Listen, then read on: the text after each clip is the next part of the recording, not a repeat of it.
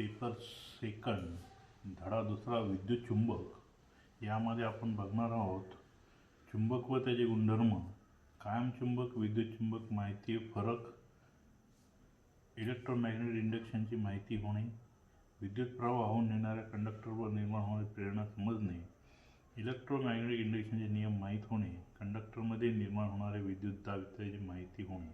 ओळख: चुंबक म्हणजे असा पदार्थ की जो लोखंड व त्याच्या मिश्र धातूंना आपल्याकडे आकर्षित घेतो. बघा, चुंबक म्हणजे कुठला, तर जो धातू आहे, लोखंड व त्याच्या मिश्र धातूंना, म्हणजे त्या लोखंडामध्ये दुसरे कुठले तरी धातू मिक्स केले तर त्या धातूंना आपल्याकडे आकर्षून घेतो, त्याला चुंबक असे म्हणतात. चुंबकाचा अर्थच आकर्षित करून घेणे असा आहे. तर यामध्ये चुंबकाचे जे गुणधर्म आहे, चुंबक हा नेहमी लोखंड व त्याच्या संमिश्र धातूंना आकर्षित करून घेतो. म्हणजे त्याचा उपयोग अनेक ठिकाणी आपण करू शकतो. चुंबकाला दोन ध्रुव असतात, उत्तर ध्रुव आणि दक्षिण ध्रुव, एन पोल आणि एस पोल.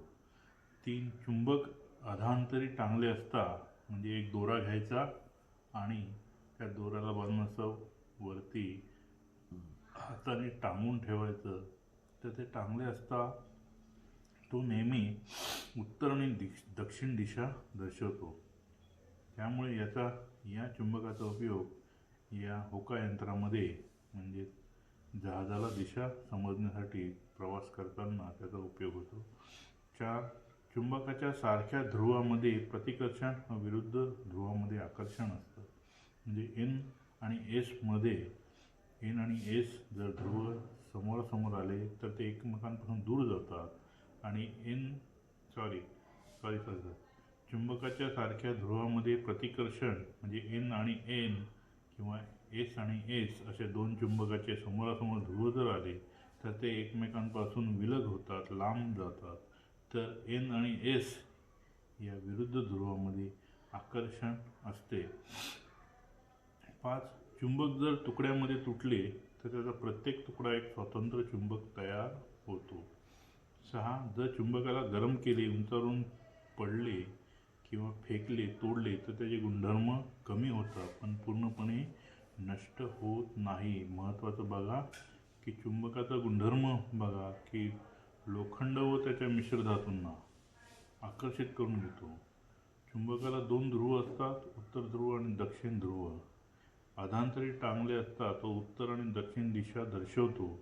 त्यामुळे याचा उपयोग होका यंत्रामध्ये केला जातो.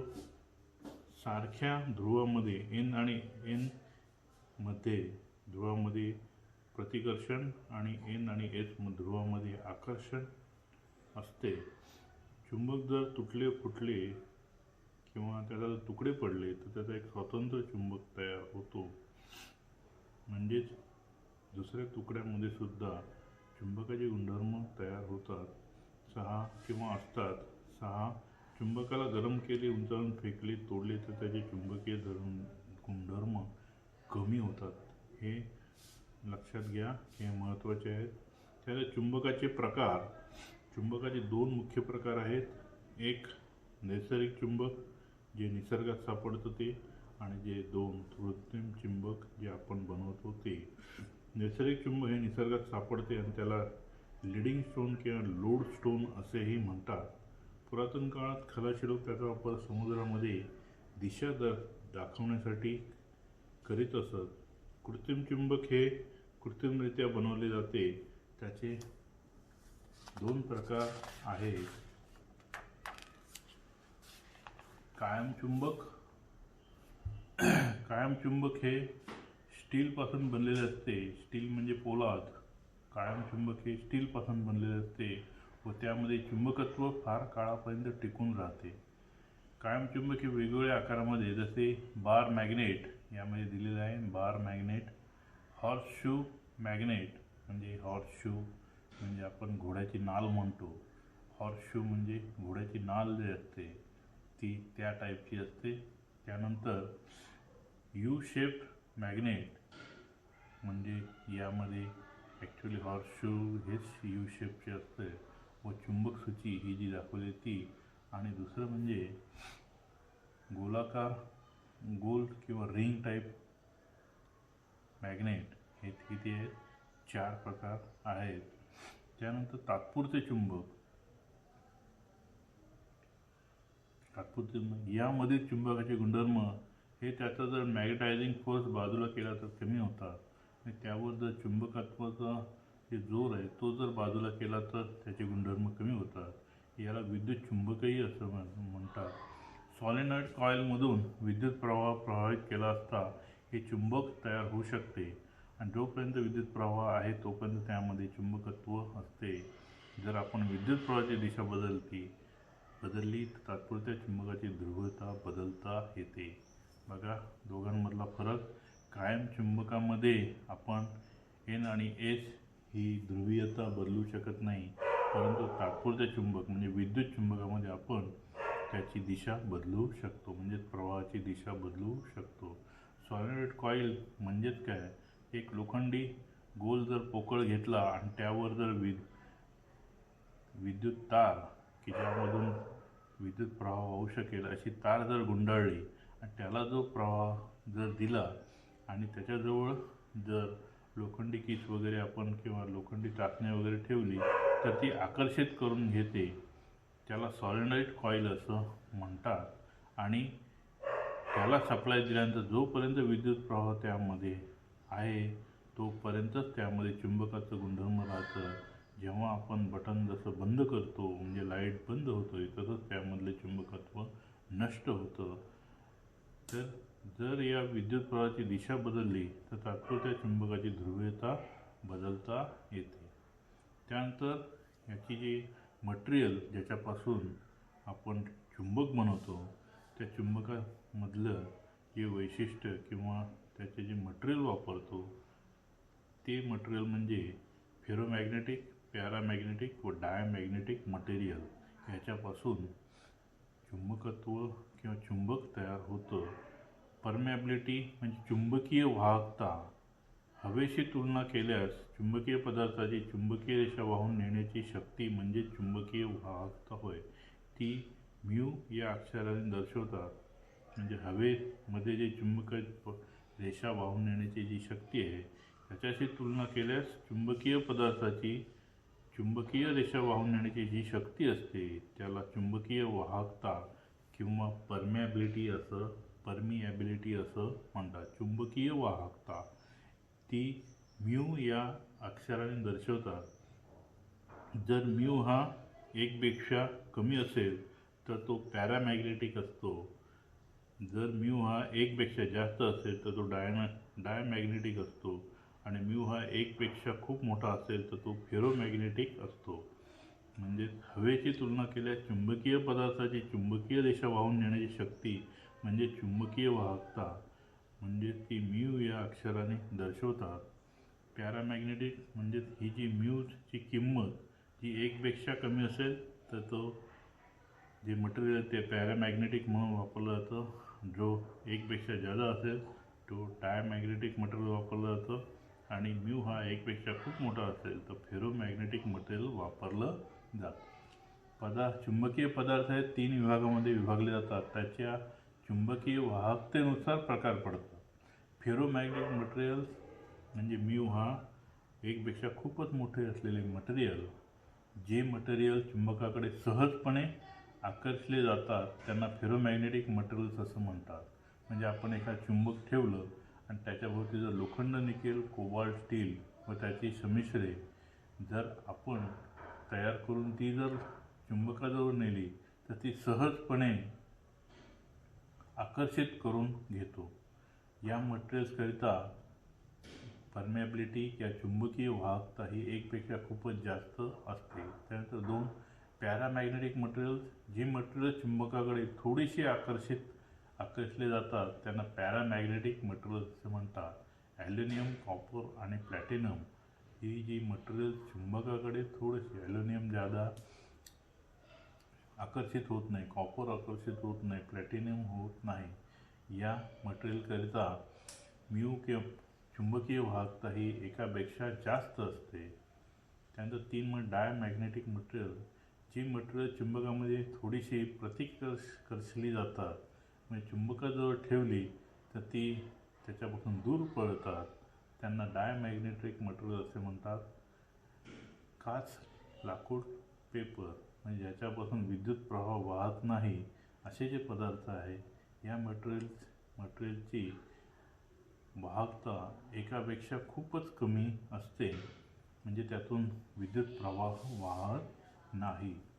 मूलभूत चुंबकीय व्याख्या. चुंबकीय ध्रुव डॅश चुंबकाची दोन टोके जे चुंबकीय शक्ती जास्तीत जास्त एकवटलेली असते, म्हणजे टोकाला N आणि S, म्हणजे दोन्ही टोकाला N आणि S ही जी ध्रुव असतात त्यामध्ये चुंबकीय शक्ती जास्तीत जास्त एकवटलेली असते, म्हणजे त्याच्या टोकाकडे जर आपण संमिश्र किंवा लोखंडाची भाग जर नेला तर पटकन आकर्षित होते, पण मधल्या भागाला जर गेलं तर ती कमी प्रमाणात आकर्षित होते.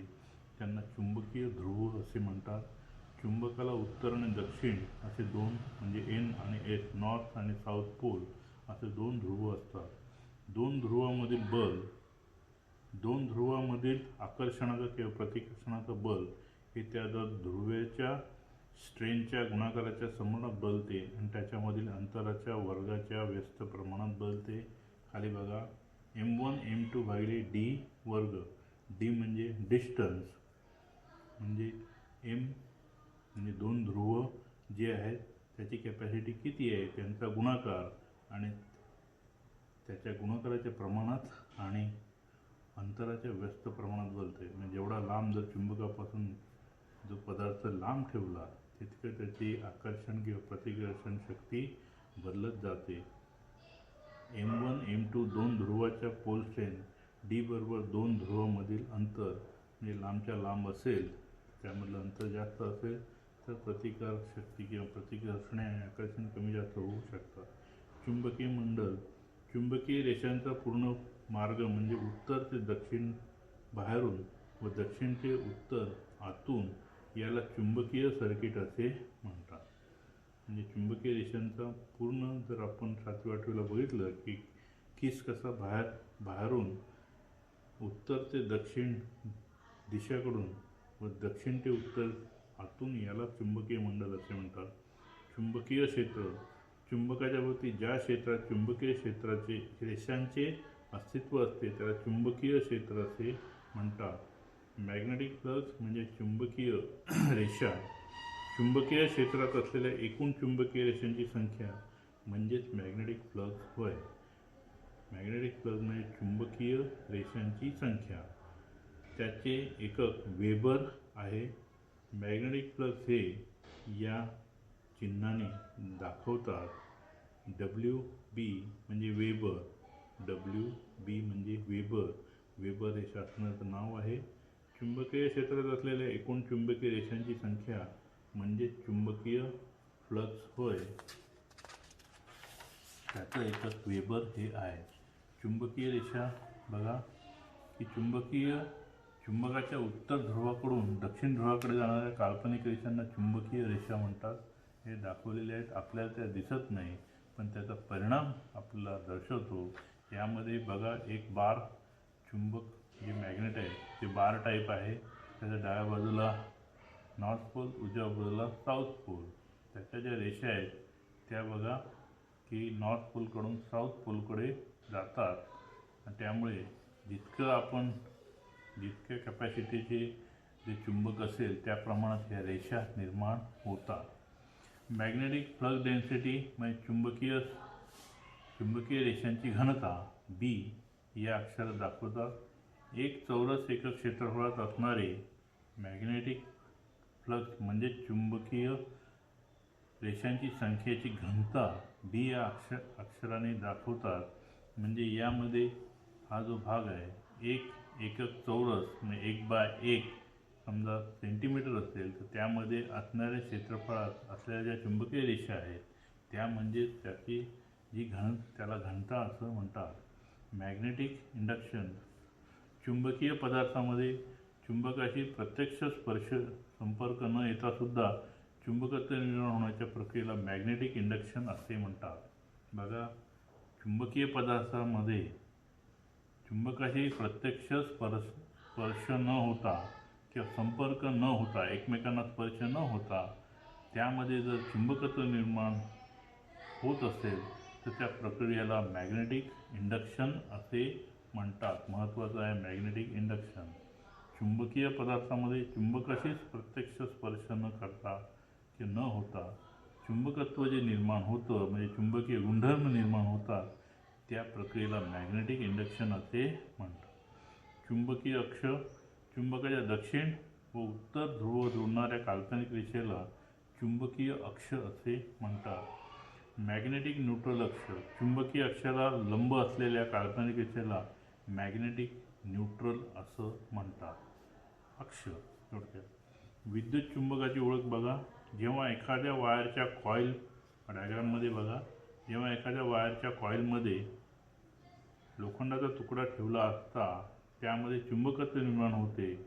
या संपूर्ण क्रियेला विद्युत चुंबकत्व असे म्हणतात.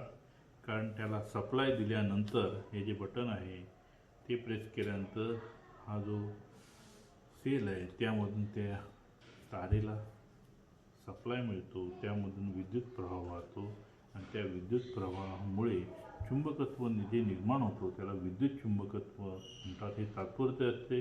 जिथपर्यंत आपण बटन प्रेस करतो तिथपर्यंत त्यामधून चुंबकाचे गुणधर्म दर्शवतात. जेव्हा आपण बटन बंद करतो किंवा सर्किट खंडित करतो तेव्हा त्यामधलं चुंबकत्व नष्ट होतं. तो साधा एक लोखंडाचा तुकडा होतो. जोपर्यंत कॉईलमधून करंट वाहत असतो तोपर्यंत लोखंडाच्या तुकड्यामध्ये चुंबकत्व असते. जर कॉईलमधून वाहणारा करंट बंद केल्यास लोखंडाच्या तुकड्यातील चुंबकत्व बंद होते. विद्युत चुंबकाची ध्रुवीयता ही त्यामधील करंटच्या दिशेवर अवलंबून असते. जर करंटची दिशा म्हणजे प्रवाहाची दिशा बदलली तर चुंबकाची ध्रुवीयता सुद्धा बदलते. फायदे बघा. विद्युत चुंबकाची ध्रुवीयता ही सहजपणे त्यामधील करंटची दिशा बदलता येते. म्हणजे हा जो सेल आहे तो जर उलटा जर जोडला तर त्यामध्ये करंटची दिशा बदलते. त्यामुळे विद्युत चुंबकाची ध्रुवीयता सुद्धा एनच्या जागी एस होतो, एसच्या जागी एन होतो. 2 मॅग्नेटिक स्ट्रेंथ चुंबकीय जी शक्ती आहे ती सुद्धा करंटप्रमाणे बदलता येते. करंट जादा झाला तर चुंबकीय शक्ती म्हणजे चुंबकीय रेषा जास्त निर्माण होतात.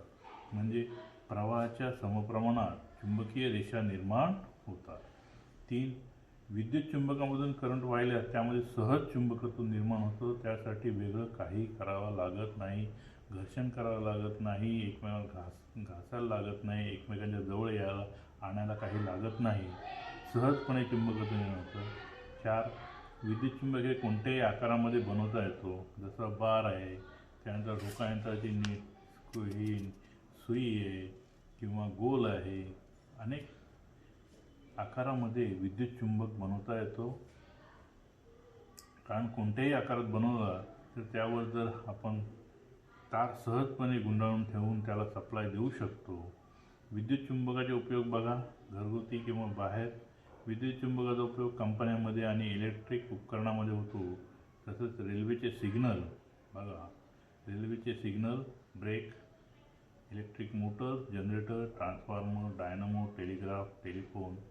अनेक घरगुतीमध्ये इलेक्ट्रिक बेलमध्ये याचा उपयोग केला जातो. विद्युत चुंबक महत्त्वाचं बघा. विद्युत चुंबक आणि कायम चुंबकामधील बदल.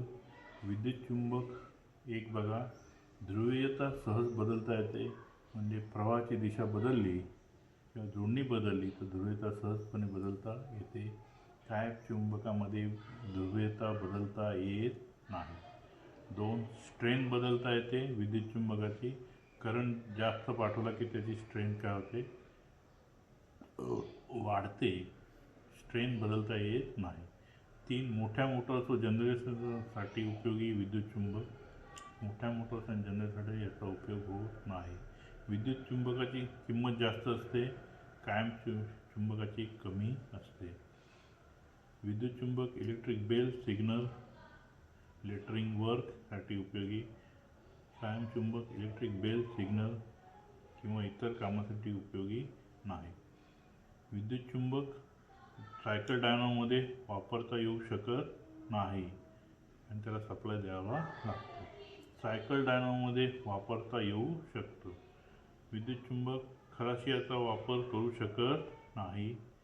कायम चुंबकाचा वापर हे खलाशी किंवा जे जहाजामध्ये असतात त्यांना दिशा दर्शवण्यासाठी, दक्षिण उत्तर दिशा दर्शवणे किंवा उत्तर दक्षिण दिशा दर्शवण्यासाठी कायम चुंबक वापरतात.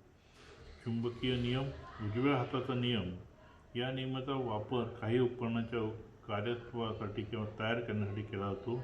करंट वाहून नेणाऱ्या कंडक्टर भोवती असलेल्या चुंबकीय क्षेत्राची दिशा ठरवण्यासाठी. उजव्या हाताचा नियम. उजवा हात घ्यायचा, आकृतीत दाखवल्याप्रमाणे सरळ. हा जो आपल्या उजव्या हातामध्ये कंडक्टर पकडला असता, बघा कंडक्टर पकडला आहे, आय जो म्हटलेला आहे तो कंडक्टर आहे, म्हणजेच वाहक आहे ज्यामधून करंट वाहू शकतो असा कंडक्टर पकडला असता.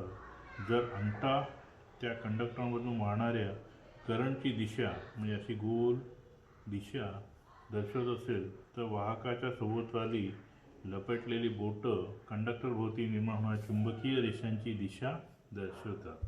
म्हणजे हा जो करंट आहे तो हा जो अंगठा आहे त्याच्या घड्याळाच्या काट्याने दिशेने बदलतो, परंतु चुंबकीय रेषा ज्या बोटं आहेत ती चुंबकीय रेषा वाहणाऱ्याची दिशा उलटी दिशा दर्शवतो असेल तर वाहकाच्या सभोवताली लपटलेली बोटे कंडक्टरभोवती निर्माण होणाऱ्या चुंबकीय रेषांची दिशा दर्शवतो. दुसरा नियम बघा, मॅक्सवेलचा कॉर्क स्क्रू नियम. कॉर्क म्हणजे थोडक्यात एक प्रकारचा स्क्रू. एक राईट हँडेड वुडन स्क्रू घेऊन तो अशा रीतीने फिरवतात की त्याची फिरण्याची दिशा म्हणजेच कंडक्टरसोबती फिरणाऱ्या निर्माण होणाऱ्या चुंबकीय रेषेची दिशा होय, आणि स्क्रूचे टोक हे करंटची दिशा म्हणजे वरच्या बाजूला हा जो आहे तो फिरतो. राईट हँडेड स्क्रू, करंट हा जो पाठवला तर करंटच्या फिरण्याची दिशा अशी गोलगोल आहे आणि त्याच्या विरुद्ध दिशेने चुंबकीय रेषा फिरतात. विद्युत चुंबकाची ध्रुवीयता ठरवण्यासाठी उजव्या हाताचा तळवा नियम. याची काही डायग्राम दिलेलं नाही.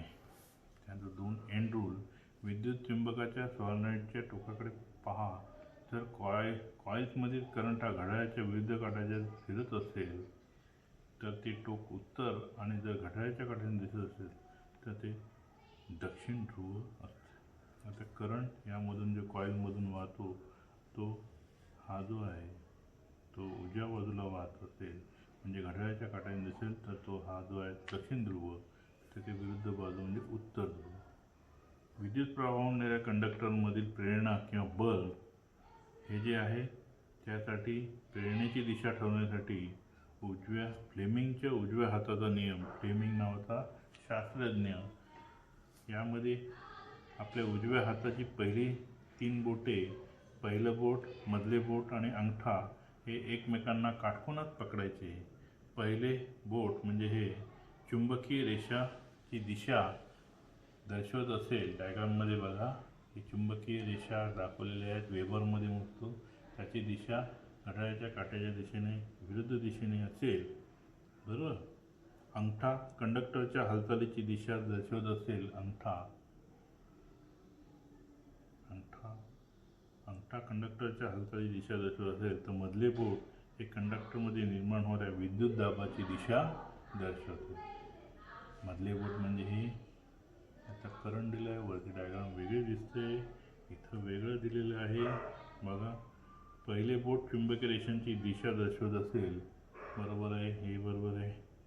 अंगठा कंडक्टरच्या हालचालीची दिशा दर्शवत असेल तर मधले बोट कंडक्टरमध्ये निर्माण होणाऱ्या विद्युत दाबाची, ॲक्च्युली वरती इथं व्ही पाहिजे, तिथं आय दाखवलेला आहे.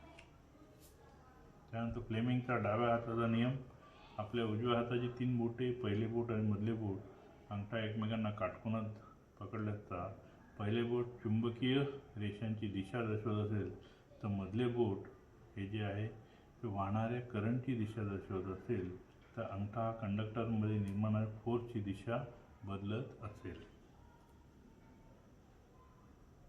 विचित्र आहे. त्यानंतर इलेक्ट्रोमॅग्नेटिक इंडक्शन, डायनॅमिकली, स्टॅटिकली, निर्माण होणारा विद्युत दाब, म्युच्युअल निर्माण होणारा दाब म्हणजे विद्युत दाब कसे निर्माण होतात त्याचे प्रकार, इलेक्ट्रोमॅग्नेटिक इंडक्शन, बरोबर. आत्ताच आपण बघितलं, जेव्हा कंडक्टरमधून विद्युत प्रवाह वाहतो तेव्हा त्या सभोवताली चुंबकत्व किंवा चुंबकीय क्षेत्र निर्माण होते, म्हणजे बदलत्या चुंबकीय क्षेत्रामुळे वीज निर्माण होते. या क्रियेला इलेक्ट्रोमॅग्नेटिक इंडक्शन असे म्हणतात. मायकेल फॅराडे या शास्त्रज्ञाने या तंत्राचा शोध लावला. आता त्याचा आपण नियमाचा अभ्यास करूया. लक्षात घ्या की बदलत्या चुंबकीय क्षेत्रामुळे वीज निर्माण होते, या क्रियेलाच इलेक्ट्रोमॅग्नेटिक इंडक्शन असे म्हणतात. फॅराडेचे इलेक्ट्रोमॅग्नेटिक इंडक्शनचे नियम. पहिला नियम, जेव्हा एखाद्या कंडक्टरमुळे अथवा कॉइलमुळे चुंबकीय रेषांमध्ये बदल होत असेल तेव्हा त्यामध्ये विद्युत दाब निर्माण होतो. जेव्हा आपण कंडक्टरमुळे किंवा कॉइलमुळे चुंबकीय रेषांमध्ये बदल घडवू शकतो, म्हणजे कॉइलची वेढे कमी जास्त केल्यामुळे जर चुंबकीय रेषाची जी संख्या आहे त्यामध्ये बदल करू शकतो, कमी किंवा जादा करू शकतो, तेव्हा त्यावेळी विद्युत दाब निर्माण होतो. दुसरा नियम, चुंबकीय रेषांच्या बदलामुळे कॉइलमध्ये निर्माण होणारा विद्युत दाब हा त्या रेषांच्या बदलाच्या दराच्या समप्रमाणात असतो. चुंबकीय रेषा आपण जेव्हा बदलल्या पहिल्या नियमानुसार, तर कॉइलमध्ये निर्माण होणारा जो विद्युत दाब आहे हा त्या रेषांच्या बदलाच्या दराच्या समप्रमाणात, ज्या प्रकारे निर्माण होणाऱ्या चुंबकीय रेषा बदलतात त्या प्रमाणात त्यामध्ये निर्माण काय होतो, विद्युत दाब निर्माण होतो. याला दुसरा नियम असे म्हणतात. लेन्झचा नियम, इलेक्ट्रोमॅग्नेटिकली निर्माण होणाऱ्या म्हणजे विद्युत चुंबकीय निर्माण होणाऱ्या विद्युत दाबाची आणि पर्यायाने विद्युत प्रवाहाची दिशा ही ज्या कारणाने निर्माण होते त्या कारणाला विरोध करणारी असते, त्याला लेन्झचा नियम असे म्हणतात. कंडक्टरमध्ये निर्माण होणारा विद्युत दाब हा कुठल्या प्रकारे निर्माण होतो, एक डायनॅमिकली आणि दुसरा स्टॅटिस्टिकली. डायनॅमिकली म्हणजे निर्माण होणारा विद्युत दाब, कंडक्टरमध्ये जो दाब निर्माण होतो, करंट निर्माण होतो, तो का निर्माण होतो ते बघा आणि कसा निर्माण होतो. डायनॅमिकली निर्माण होणारा विद्युत दाब म्हणजे चुंबकीय क्षेत्र स्थिर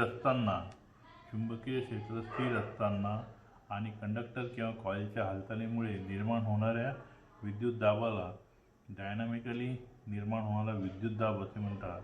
DC जनरेटरमध्ये याच पद्धतीने निर्मिती होते. परत एकदा बघा, चुंबकीय क्षेत्र स्थिर असताना म्हणजे सप्लाय दिल्यानंतर या चुंबकीय क्षेत्र जे निर्माण होतं ते स्थिर आहे, ते बदलत नाही.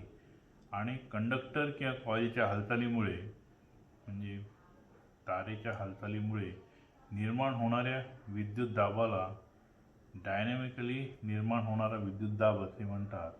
DC जनरेटरमध्ये याच पद्धतीने विद्युत दाब निर्माण होतो. जर एल मीटर लांबी असलेला कंडक्टर म्हणजे तारेची लांबी मीटरमध्ये बी वेबर प्रति चौरस मीटर इतकी एक समान घनता असलेल्या, बी म्हणजे वेबर प्रति चौरस मीटर घनता असलेल्या चुंबकीय क्षेत्रामध्ये व्ही मीटर प्रति सेकंद या गतीने हालचाल करीत असेल तर निर्माण होणारा विद्युत दाब हा डायनॅमिकली निर्माण होणारा विद्युत दाब असेल. सूत्र बघा, ई म्हणजे EMF इलेक्ट्रोमॅग्नेटिक फोर्स हा जो आहे ई बरोबर BLV साइन थिटा. बी म्हणजे क्षेत्रफळ जे आहे चौरस मीटरमध्ये, वेबर प्रति चौरस मीटरमध्ये एक समान घनता असलेल्या विद्युत क्षेत्रामध्ये, शिवाय व्ही म्हणजे मीटर प्रति सेकंद या गतीने हालचाल करीत असेल तर निर्माण होणारा विद्युत दाब हा, याचे सूत्र खालीलप्रमाणे आहे. बी म्हणजे flux density weber per metre वर्गमध्ये, एल म्हणजे कंडक्टरची लांबी मीटरमध्ये आणि व्ही म्हणजे कंडक्टरचा वेग किंवा हालचाल मीटर पर सेकंदमध्ये. म्हणजे एका सेकंदात जी कंडक्टरची लांबी आहे त्या प्रमाणात जो विद्युत दाब निर्माण होतो त्याला डायनॅमिकली निर्माण होणारा विद्युत दाब म्हणतात. त्यानंतर स्टॅटिस्टिकली निर्माण होणारा विद्युत दाब. विद्युतदाब म्हणजे स्थिर. कंडक्टर किंवा कॉईल स्थिर असताना आणि चुंबकीय क्षेत्राच्या हालचालीमुळे निर्माण होणाऱ्या विद्युतदाबाला स्टॅटिस्टिकली निर्माण होणारा विद्युतदाब असे म्हणतात. याचे डायग्राम दिलेले नाही, त्या डायग्राम नंतर काढून दाखवतो. स्टॅटिस्टिकली निर्माण विद्युतदाब दोन प्रकारे असतात. सेल्फ पद्धतीने निर्माण होणारा विद्युतदाब आणि म्युच्युअली पद्धतीने निर्माण होणारा विद्युतदाब. यामध्ये डायग्राम दिलेले आहेत, खाली वरच्या ह्याच्यात नाही दिली, खालच्या ह्याच्यात दिलेली आहे. एक सेल्फ पद्धतीने निर्माण होणारा विद्युतदाब, जेव्हा एखाद्या कॉईलमधून, ही जी कॉईल आहे, एखाद्या कॉईलमुळे स्वतःलाच अडवल्या गेलेल्या चुंबकीय रेषांमध्ये बदल होऊन त्याच कॉईलमध्ये विद्युतदाब निर्माण होत असेल तर त्या विद्युतदाबाला सेल्फ पद्धतीने निर्माण होणारा विद्युतदाब म्हणतात. परत एकदा बघा, ही जी कॉईल आहे त्या कॉईलमध्ये सप्लाय दिल्यानंतर चुंबकीय रेषा निर्माण होतात आणि या चुंबकीय रेषा स्वतःच्याच या वेढ्यांमुळे काय होतात, कट होतात आणि त्यामुळे त्या कॉईलमध्ये जो विद्युतदाब निर्माण होतो त्याला विद्युतदाबाला सेल्फ पद्धतीने निर्माण होणारा विद्युतदाब असे म्हणतात. आकृतीमध्ये विद्युत प्रवाह I, हा जो आहे तो I वाहून नेणारी कॉईल दर्शवली आहे. बदलत्या विरोधामुळे प्रवाह I बदलून कॉईलने अडवले गेलेले चुंबकीय क्षेत्रही बदलते. स्वतःचे बदललेले चुंबकीय क्षेत्र अडवले गेल्यामुळे याच कॉईलमध्ये विद्युतदाब निर्माण होतो. या निर्माण होणाऱ्या विद्युत दिशा लेन्झच्या नियमानुसार, हा जो आपण बघितला आहे, लेन्झच्या नियमानुसार पुढील सूत्राने कार्य करतो. म्हणजे ज्या कामासाठी आपण सप्लाय देतो किंवा विद्युतदाब देतो त्याच विद्युतदाबाला स्वतः विरोध करतो, तर त्याला विरोध करतो पण त्याची फिरण्याची दिशा विरुद्ध असते. मग त्यामुळे त्या कॉईलमध्ये स्वतःच विद्युतदाब निर्माण होतो. त्यालाच सेल्फ पद्धतीने निर्माण होणारा विद्युतदाब असे म्हणतात. स्वतःचेच अडवलेले चुंबकीय क्षेत्र बदलून कॉईलमध्ये विद्युतदाब निर्माण होणाऱ्या गुणधर्माला सेल्फ इंडक्टन्स असे म्हणतात. चोक किंवा ऑटो ट्रान्सफॉर्मर या तत्त्वावर कार्य करतात. म्हणजे स्वतः निर्माण झालेले चुंबकीय क्षेत्र स्वतःच बदलून टाकायचं आणि त्यामुळे जो विद्युतदाब निर्माण होतो त्याला सेल्फ इंडक्टन्स असे म्हणतात. म्युच्युअली पद्धतीने निर्माण होणारा विद्युतदाब, दुसरा सेल्फ पहिला आणि दुसरा म्युच्युअली म्हणजे दुसऱ्याचा आधार घेऊन बनवलेला विद्युतदाब. एका कॉईलने निर्माण केलेले हे जे चुंबकीय क्षेत्र आहे, म्हणजे प्रायमरी वाइंडिंगने केलेले चुंबकीय क्षेत्र, तिच्या जवळच असलेल्या सेकंडरी वाइंडिंगमुळे दुसऱ्या कॉईलने अडवल्यास किंवा कट केल्यास दुसऱ्या कॉईलमध्ये विद्युतदाब निर्माण होतो. या विद्युतदाबाला म्युच्युअली पद्धतीने निर्माण होणारा विद्युतदाब असे म्हणतात. यामध्ये बघा, सप्लाय दिलेला आहे प्रायमरी वाइंडिंगला आणि सेकंडरी वाइंडिंग जोडलेली आहे. या प्रायमरी आणि सेकंडरीमध्ये कुठेही इलेक्ट्रिक कनेक्शन नाही आहे, फक्त सप्लाय कुठला जातो, चुंबकीय सर्किटच्या सहाय्याने ते कार्य घडून येते. हा जो दाखवलेला आहे तो प्रायमरी वाइंडिंगमध्ये चुंबकीय रेषा तयार होतात, पण या चुंबकीय क्षेत्र वाढून या कॉईलच्या दुसऱ्या कॉईलच्या सान्निध्यामध्ये येतात आणि त्यामुळे त्या अडवल्या गेल्यामुळे काही प्रमाणात त्यामध्ये चुंबकीय रेषा कट होतात किंवा नष्ट होतात. पण त्यामुळे जो दाब निर्माण होतो त्या पद्धतीला म्युच्युअली पद्धतीने निर्माण होणारा विद्युतदाब असे म्हणतात. अशा प्रकारे एका कॉईलने निर्माण केले बदलणारे चुंबकीय क्षेत्र अडवून दुसऱ्या कॉईलमध्ये विद्युतदाब EMF इलेक्ट्रोमोटिव्ह फोर्स निर्माण होण्याच्या क्रियेला म्युच्युअल इंडक्शन असे म्हणतात. आंधापूर्वक एका कॉईलमधून वाहणारा विद्युत प्रवाह बदलून तिच्या एकूण चुंबकीय रेषा बदलल्या जातात, म्हणजे त्या थोड्या नष्ट होतात. या चुंबकीय रेषा दुसऱ्या कॉईलजवळ ठेवून अडवल्या जातात. त्यामुळे या कॉईलमध्ये म्युच्युअल पद्धतीने निर्माण होणाऱ्या विद्युतदाबाची किंमत पुढील सूत्राने ठरवता येते. E = M. दोन्ही कॉईलमधील म्युच्युअल इंडक्टन्स किती आहे, di/dt. यामध्ये बदलणारा प्रवाह. ट्रान्सफॉर्मर हा म्युच्युअल इंडक्शनच्या तत्त्वावर कार्य करतो. इथे हा दुसरा धडा संपलेला आहे.